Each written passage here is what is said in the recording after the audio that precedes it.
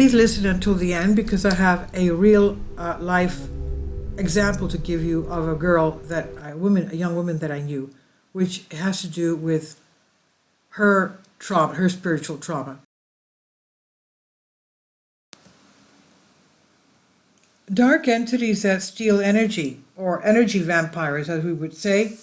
Did you know that energy attachment is very common from a form of energy illness that affects so many people? And there are energy vampires, for example, teachers towards their students, bosses towards their employees, even abbots towards monks or nuns, or even priests towards their parishioners, or I don't know, take it whatever you want. There are so many examples.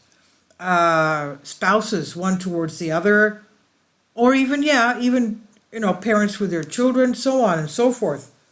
It's games people play, I guess you would say.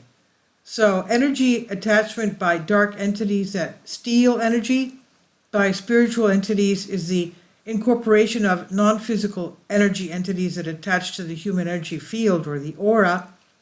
And these energy entities may be human souls who have passed away and have not crossed over to the afterlife, precisely because they were not transferred to their world. They were stuck on earth either as whole souls or part of the soul, and these attached human souls or part of souls attach themselves to the human aura to continue living on earth, to survive through external energy, and to maintain some type of control and power over humans.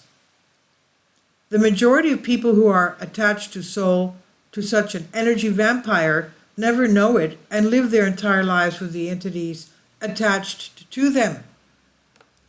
Another type of attachment is called dark force attachment. This kind of dark entities attachment is carried out by non-human dark energy entities based on negativity and fear, whose purpose is to cause energy loss, depression, and generally steal people's energy power. Dark forces take a much stronger and more negative form than human spirits and cause greater energy loss and more serious issues in the people they have chosen to attach themselves to. And these beings are based on the emotional, psychic, and energetic side of man. This invisible energy dynamic battle has been taking place since the beginning of human existence, although it's not widely known and misunderstood due to the lack of reliable information that would confirm the existence of such a non-physical energy battle.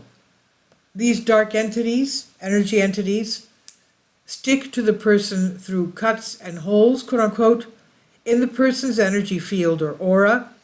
The aura is an invisible layer that emanates from the energy body of each person.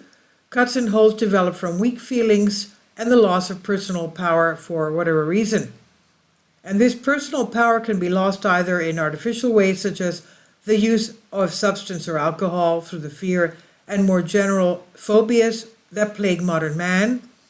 Weak emotions such as fear, rage, anger, and other so-called phobic emotions create weak and lower level energy openings, which allow the entry of such entities that take advantage of the opening and suck up our energy. Of interest is the shamanic approach to the energetic existence of man, through the shamanic view of the soul, according to which the human soul is entirely an energy formed by a personal power that can be lost, stolen, and separated into dark entities from some trauma. And whenever we suffer from some physical or emotional trauma, an infinitesimal part of the soul separates from the body in an attempt to survive the traumatic experience. In shamanic healing terms, this loss of energy is called soul loss. 99% of people will experience some kind of soul loss in their lifetime unless they manage to live fully happy lives while they last. The more traumatic experiences a person has, the more soul pieces they will lose, and the bigger the cuts and holes in the energy field will be. This makes the energy level vulnerable and makes it more likely to be occupied by such entities. Shamanic healers, energy healers, perform an ancient healing method called soul retrieval that restored the lost and severed pieces of the soul and repaired every cut and opening of the energy field. It's this healing method combined with an energy cleanse that restores personal strength, energy, clarity of mind, and spiritual health. Well, let's remember the words of our Lord Jesus Christ: forgive. He doesn't say forget, but forgive, so that you could be healed, okay? Forgive and pray for your accusers, pray for your enemies. Forgive, but you should, of course, not make yourself feel like a carpet to be stepped on. That's not right either. But I have to remind you that the Holy Confession, at the end, the Christian Orthodox Confession, the priest does pray an exorcism prayer over you. And that is one way to protect yourself. And of course, the ultimate is to keep close to the Holy Eucharist, the blood and body of our Lord Jesus Christ. Now back to this. The most frequent cases of such loss of soul are the following: prolonged pain, physical, sexual, emotional abuse during childhood or adult state of a person. And this goes also towards spouses, unfortunately, okay? Now, oppression by another person or a group of people, anyone you are oppressed by, from peer oppression to the oppression of a religious sect, the examples I gave before in the beginning. Allowing the soul to be stolen by another or other, substance use and addictions in general, the silencing of free will, and most examples of human trauma can cause the energy field to decrease in strength and automatically make it available to energy attacks from entities. And the people, those who have such entities attached to them, may have been misdiagnosed with psychiatric or other emotional or psychological problems. But even people with stable and successful emotional lives can fall victim to energy theft and attachment by dark entities. And I'm going to give you an example of someone I knew in the beginning of my conversion. It's a very real life example. Now, even people who are considered spiritually advanced, such as energy healers, psychics, spirit guides, priests, and so on, can undergo the same process. That's why in Christian Orthodoxy, priests are supposed to confess to their spiritual father at least every 5 days. Now, it doesn't matter what a person's religious belief is, or their personality type, or their IQ. If a person has a traumatized energy field, then they are automatically fearful of such dark manifestations. If the vibrational energy level is low, then there is a risk of some dark attachment. Now I'll give you the example of the young woman that I met because the priest of my church, where I was the charity treasurer, and we were helping a lot of people, giving them food, clothing, whatever they needed, even taking them to doctors. And so he told me to get in touch with this woman whose mother had come and asked for help with her daughter, a widow. The mother was a widow. And she says, please help my daughter, send someone to talk to her. She's suffering. So the priest told me to go. I said, what am I supposed to do? He says, well, I don't know, God will guide you. So I went to meet this girl. The mother took me, and I met this girl. I brought them some food, some Christian books to read. And the mother showed me a little closet on top of her closet where she made it into a prayer cubicle. She would go up there with a ladder and she would sit up in there and pray.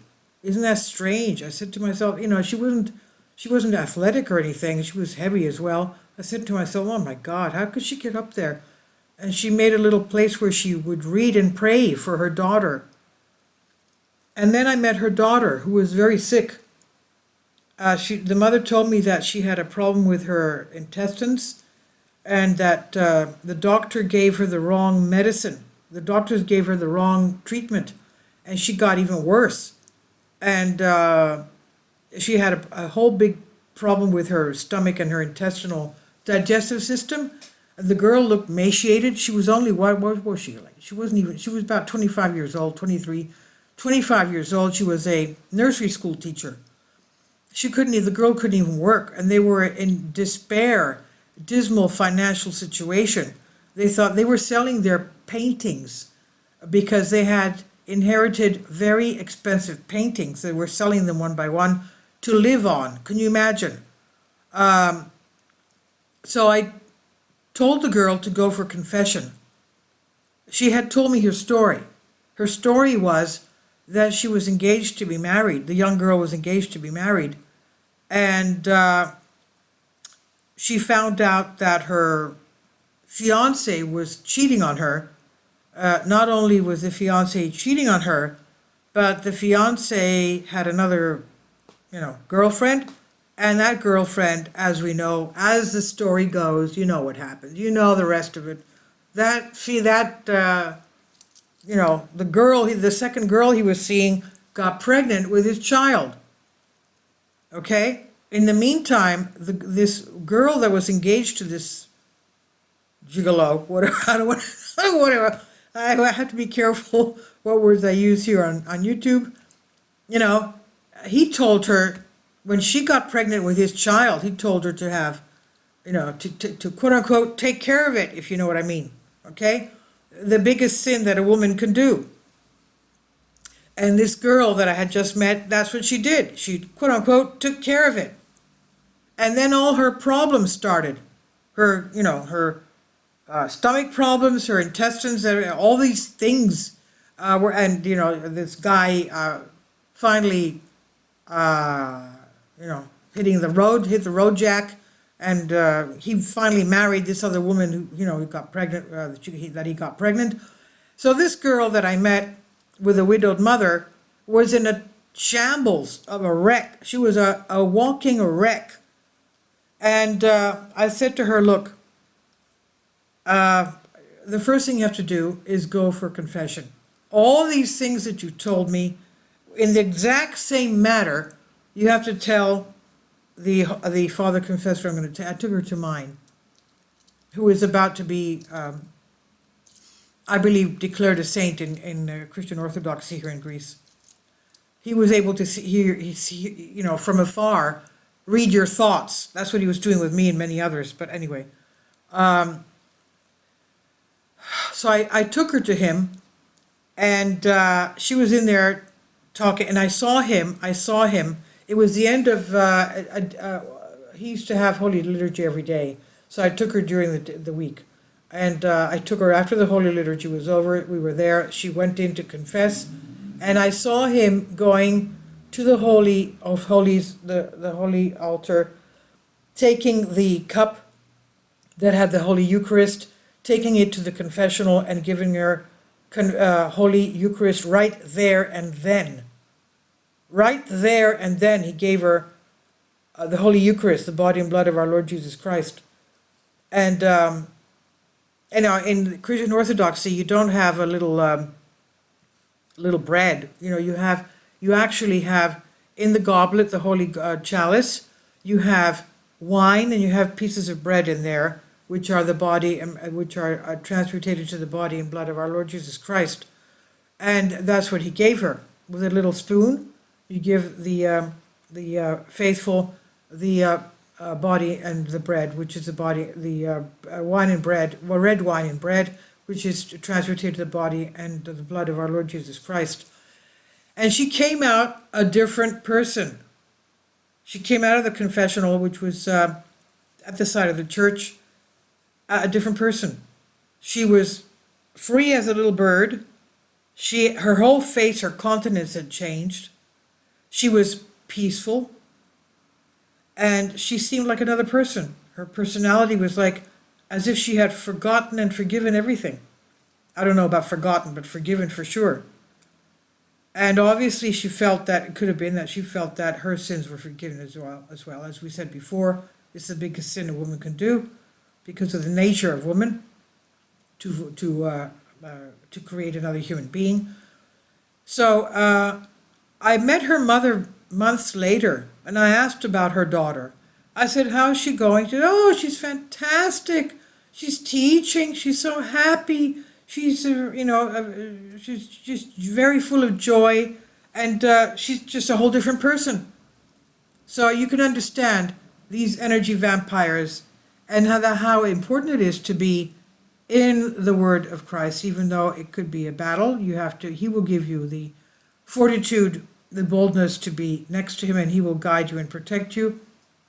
Because otherwise, our lives can turn into a living hell, as was the example of this young girl who, of course, was immediately healed.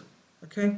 So that's for all of you who feel bored, who feel empty. Your heart emptiness needs to be filled by Christ, because that's his throne.